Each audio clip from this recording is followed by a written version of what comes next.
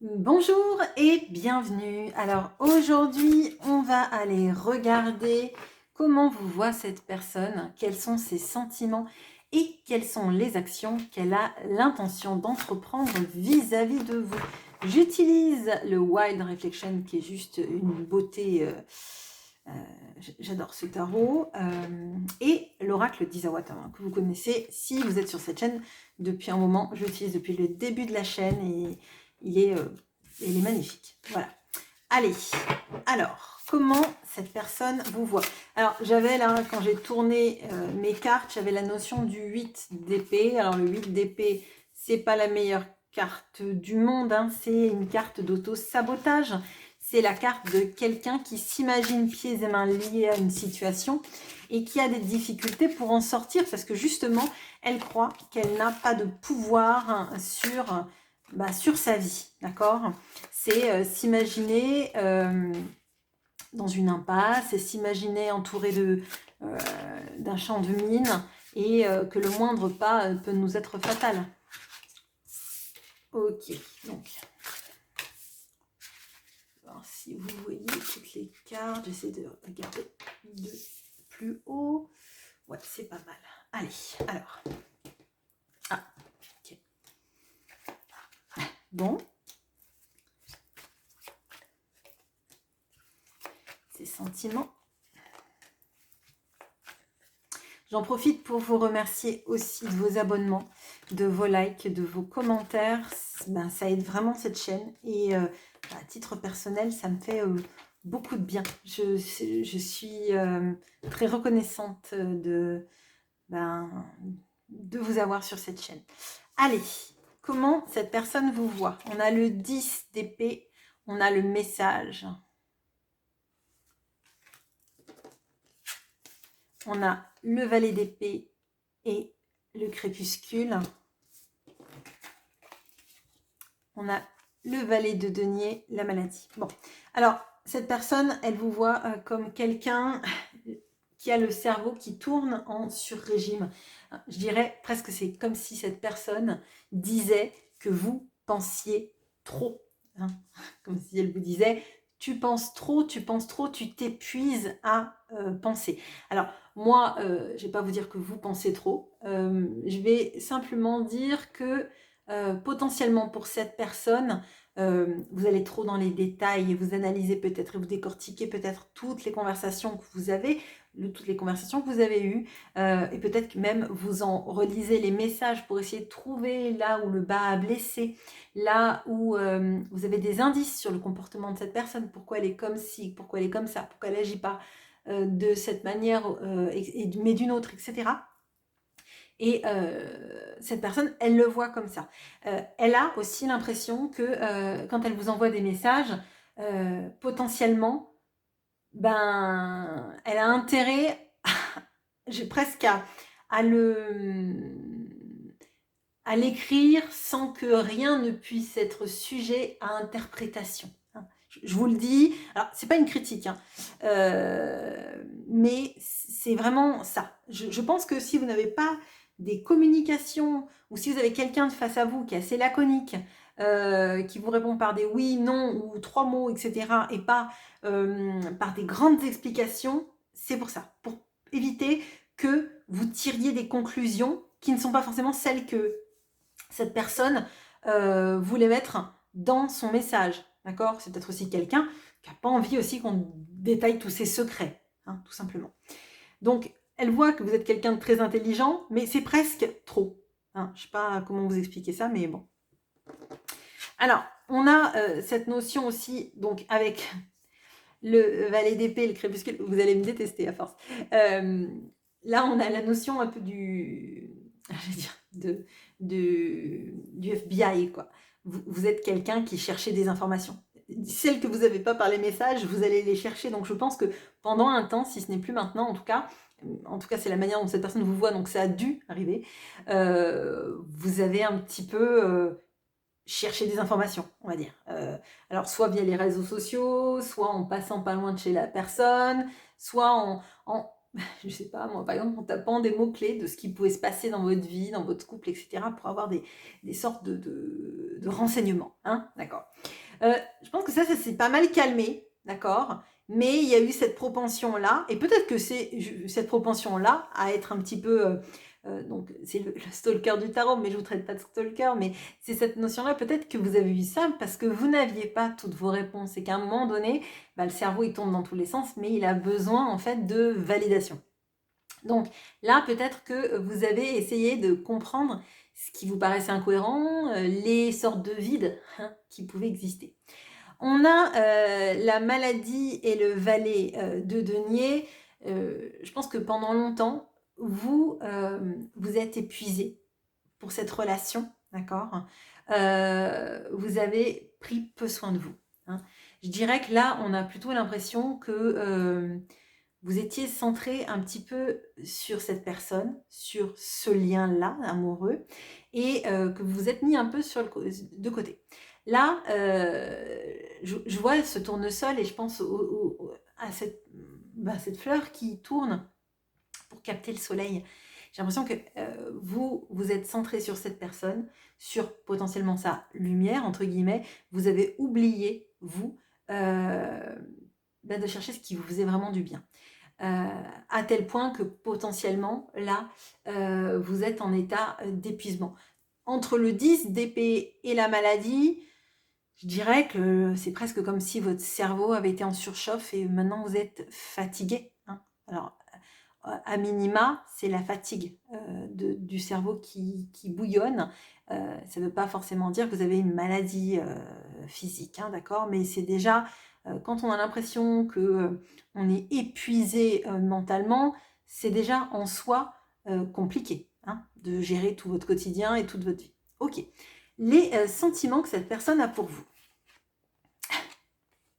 Bon, bah, le fameux 8 de denier, 8 d'épée dont je parlais tout à l'heure, et le miel.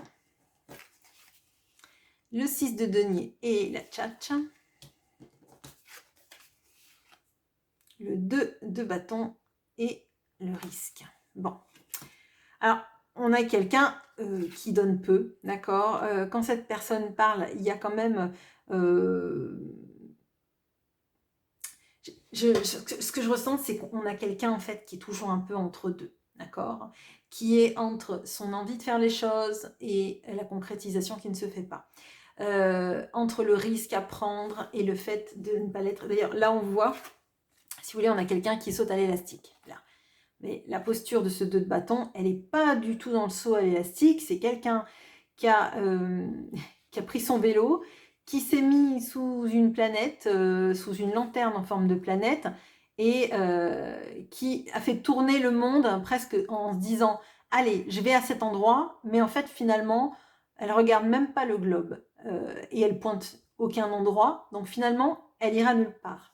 Là, moi, j'ai l'impression que ses sentiments à cette personne, c'est quand même très centré sur elle-même, parce qu'elle sait que, pour l'instant, elle n'a rien à offrir. Alors, ça ne veut pas dire qu'elle n'a rien à vous offrir parce que vous ne le valez pas.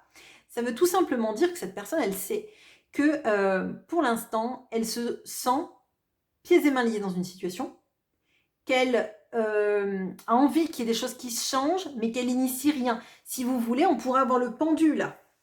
D'ailleurs, le risque, on a peut-être quelqu'un qui est pendu par le pied. Quelqu'un qui se dit, mais je ne veux pas, en fait, aller dans une situation inconfortable pour moi. Je préfère parler. Alors, il est possible que cette personne, par exemple, elle vous a donné des... Alors, j'appelle ça des faux espoirs parce que, non pas qu'elle ne le pense pas dans la finalité, mais à force de dire qu'on va faire des choses et qu'on ne les fait pas dans la matière, ben, forcément, on doute de l'autre. On doute de sa capacité à honorer ses promesses ou aller au bout de ses actions, d'accord? Le 2 de bâton, c'est ça aussi, hein. Le 2 de bâton, c'est aussi les problèmes de communication, hein. Donc là, on a un problème de communication. On a cette personne qui ne veut pas vous donner trop d'indices, et peut-être aussi parce que dans le temps, elle vous a peut-être trop promis de choses qu'elle n'a pas tenues. Par exemple, je vais quitter telle ou telle personne, je vais quitter telle ou telle ville, je vais faire ci, je vais faire ça. Quand c'est pas suivi de fait, bon, bah finalement, c'est ce qu'on appelle des promesses de Gascon. Et je répète ma tendresse pour les Gascons. Alors, j'ai cette notion-là quand même de vouloir, malgré tout, que vous regardiez cette personne et que vous soyez alors un peu admiratif d'elle. Je pense qu'il y a un lien énergétique qu'elle ne veut pas couper. Elle veut pas que vous sortiez de ses énergies, elle veut pas que vous l'oubliez, elle veut pas que vous pensiez du mal d'elle, d'accord. Mais malgré tout, moi ce que je ressens, c'est que son attitude ne fait pas que vous pensez du mal d'elle, mais que vous n'avez plus confiance en elle. Oui, c'est probable. Hein, c'est probable. J'ai l'impression qu'il y a certains moments où elle sent qu'elle va vous perdre. Soit elle essaye de vous, vous passer de la pommade, d'essayer d'être un peu plus doux, gentil ou de revenir au contact. Mais c'est jamais dans un engagement ferme et définitif et dans des actions vraiment franches. Bon, qu'est-ce qu'elle a l'intention de faire? Pour l'instant, on n'a vu pas grand-chose, mais ça peut changer. Alors, on a le 8 de coupe et l'œuf, le 10 de bâton et le triangle. Okay. Et cavalier de denier, la responsabilité. Bon, alors, c'est compliqué. Alors, je vous le dis clairement, si cette personne a par exemple des enfants et que ce ne sont pas des enfants très âgés, c'est très compliqué. C'est très compliqué parce que, en fait, ce que je ressens, moi, c'est qu'elle porte le fardeau de ses choix. Alors, elle veut sauver, en fait, une situation. Surtout si, je vous dis, surtout si cette personne a des enfants, on a l'impression qu'elle veut sauver presque, pas la face, mais être le sauveur, tout simplement. Mais le sauveur, genre le super-héros, la personne à qui on peut rien reprocher, etc. Pourtant, on voit qu'elle pense à vous. On voit qu'il y a quelque chose qui fait qu'elle aimerait être près de vous, mais que finalement, d'autres personnes, elle veut les sauver. Là où vous, finalement, elle ne veut pas franchement vous sauver.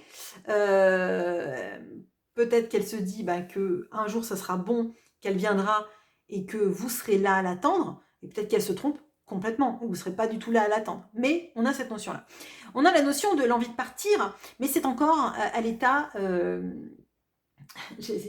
c'est encore dans l'œuf, quoi. C'est étouffé dans l'œuf. Pour l'instant, l'œuf se fissure juste, mais il n'y a rien qui est éclos. Il n'y a aucun projet qui est éclos, forcément, puisqu'on a vu qu'il y avait le 2 de bâton et le risque. Elle pèse dans la balance le risque versus le bénéfice-risque. Moi, c'est ce que je ressens. Hein.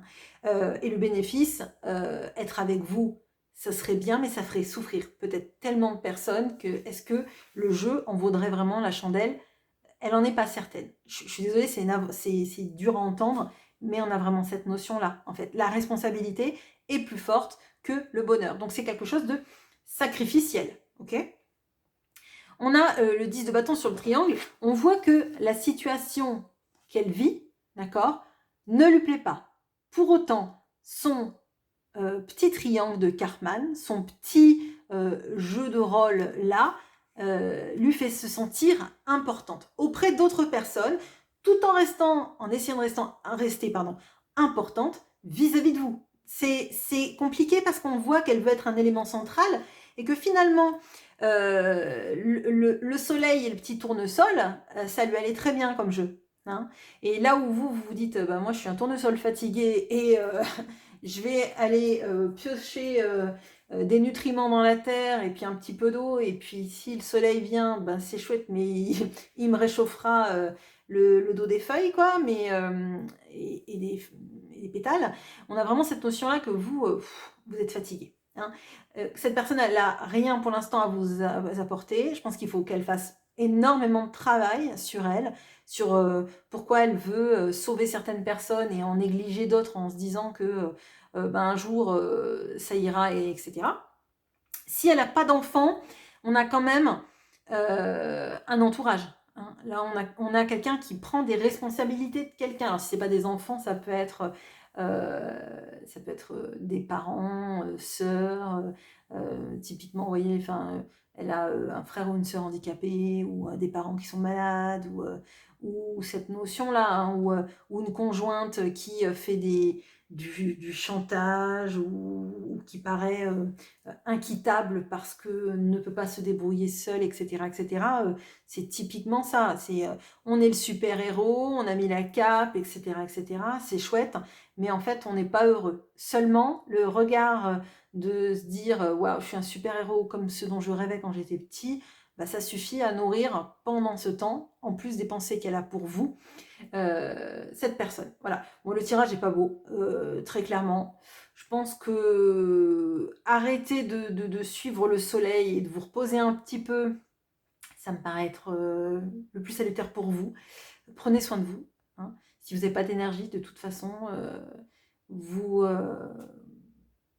vous allez vous étioler et c'est pas le but.